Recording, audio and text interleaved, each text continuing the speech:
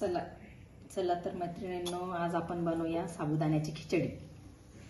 तर सर्वप्रथम आता इथे कढई ठेवलेली आहे. आता आपली कढई ही गरम झालेली आहे. त्यात टाकूया आपण 1 चमचा तूप. इथे 2 बटाटे हे धुवून आणि बारीक करून घेतलेले आहे, कापून घेतलेले आहे. आता आपण यात सोडूया. हे बटाटे आपल्याला फ्राय होऊ द्यायचे. चला तर मैत्रिणींनो, आपले बटाटे आता हे फ्राय झालेले आहेत. आता त्यात सोडूया आपण हिरवी मिरची. 3 ते 4 हिरव्या मिरच्या मी इथे बारीक करून घेतलेल्या आहे. हवेचा तुकडे करून पण टाकू शकता, पण मी शक्यतो बारीक करूनच टाकतो, त्याच्यामुळे थोडी टेस्ट येते.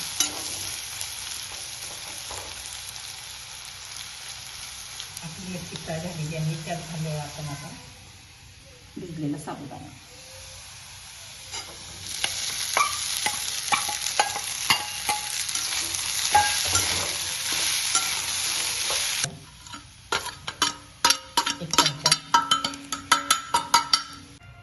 सगळं आपली साबुदाणा छान वाफलेला आहे, तर आपण त्यात घालूया आता.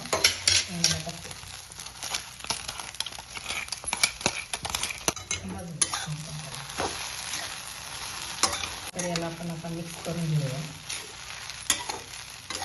साबुदाण्याची खिचडी ही तयार झालेली आहे. आता चला तर आपण याला आता दह्यासोबत खाऊया.